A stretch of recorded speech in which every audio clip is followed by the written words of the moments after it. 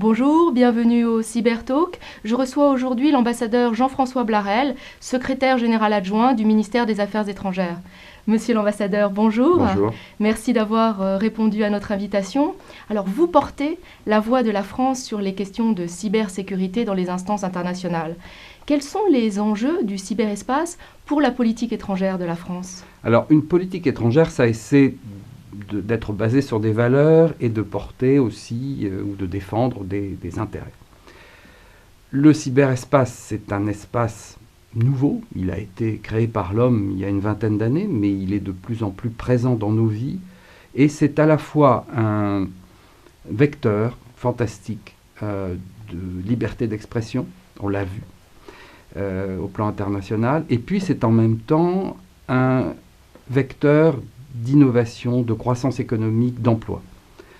Nous essayons, en tant que ministère des Affaires étrangères, de préserver à la fois cet ensemble de valeurs et aussi cette capacité d'innovation, de croissance, d'innovation et de création d'emplois. Le ministère des Affaires étrangères essaie de porter ces valeurs et de porter ce message en permanence. Et c'est un message que nous avons apporté de plus en plus souvent parce que le cyberespace, Internet, le numérique est devenu un sujet international de premier plan. Alors, comment concrètement la France intervient-elle sur ces questions dans les organismes internationaux ?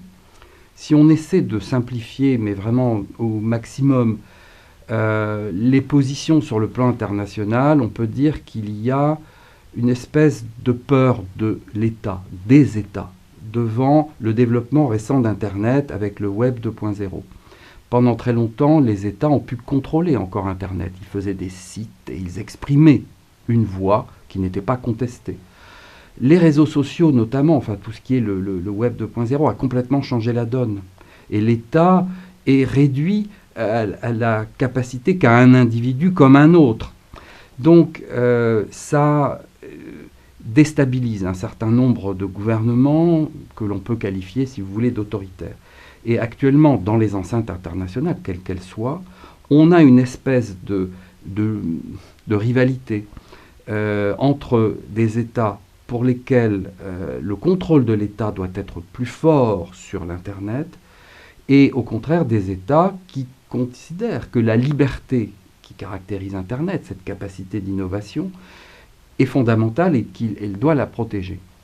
Il y a également chez ces États, la deuxième catégorie d'États, la conception que l'État n'est pas le seul acteur, ou les États ne sont pas les seuls acteurs dans le cyberespace, et qu'il y a la société civile, qu'il y a les entreprises, aussi bien celles qui fournissent des services que celles qui assurent le bon fonctionnement des tuyaux.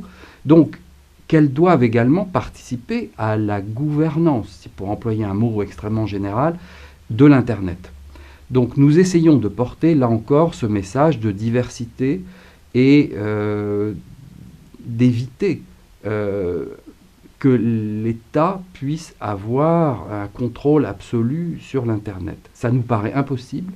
Donc certains États prônent un traité international pour limiter et cantonner les actions dans le cyberespace, et nous sommes plutôt partisans d'une position équilibrée où l'État a son mot à dire, mais où la liberté des autres acteurs peut s'exprimer et où ils ont également leur mot à dire dans la gestion globale de cet Internet compliqué. Alors j'imagine que pour porter justement cette position, la France a développé des relations privilégiées avec certains États.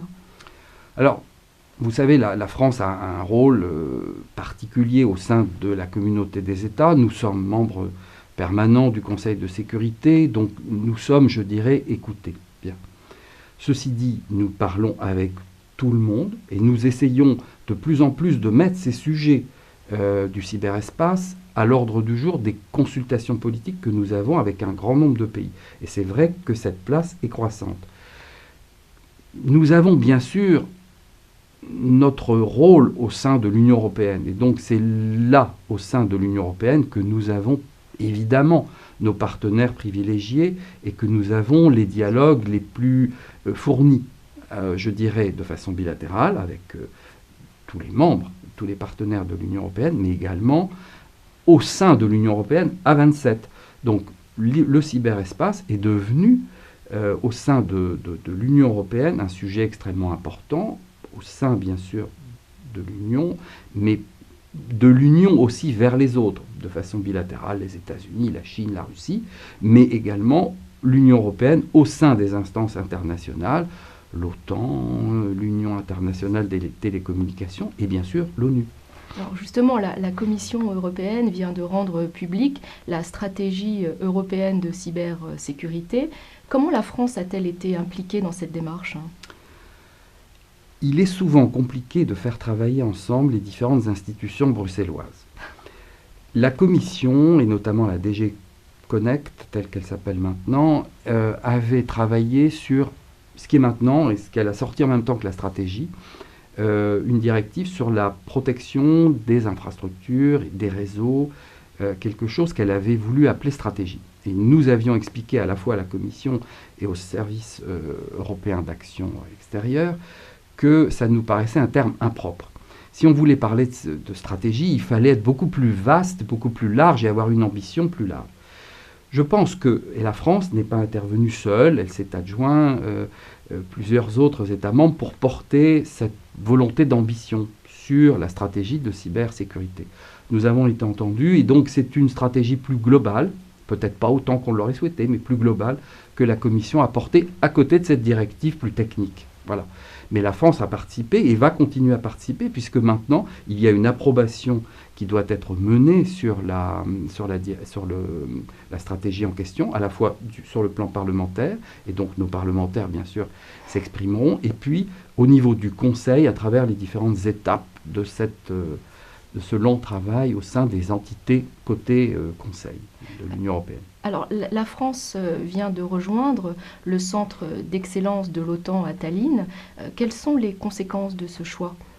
Alors, c'est extrêmement important que, je dirais, les institutions internationales, l'OTAN en l'occurrence, mais également l'Union européenne, puissent s'appuyer sur une constellation de centres d'excellence. Pourquoi celui de Tallinn est particulièrement important ? Vous savez que l'Estonie a été une des grandes victimes historiques des premières grandes attaques massives, cyberattaques, dès 2007. Et donc, c'est un pays qui se sent particulièrement concerné par ces questions. Et le président Ilves, l'actuel président estonien, est un ardent défenseur de ces thèmes dans les enceintes européennes et internationales. Donc nous allons soutenir effectivement ce centre d'excellence en envoyant un agent français pour participer aux travaux de ce centre d'excellence dont nous attendons beaucoup. Mais ce que nous voudrions, c'est qu'il ne serve pas uniquement, qu'il n'apporte pas uniquement ses productions et sa réflexion intellectuelle à l'OTAN, mais qu'il puisse par exemple servir aussi à l'Union européenne. L'Estonie est un membre de l'Union européenne et nous estimons qu'il peut y avoir davantage de travail, de collaboration entre le centre d'excellence de Tallinn et l'Union européenne, par exemple. Monsieur l'ambassadeur, je vous remercie infiniment d'avoir répondu aussi clairement à des questions qui, effectivement, se posent. On s'interroge toujours sur la manière dont se déroule toute la démarche de la France au niveau international. Donc, merci de ces éclairages. Merci à vous de nous avoir suivis et à bientôt pour un nouveau Cybertalk.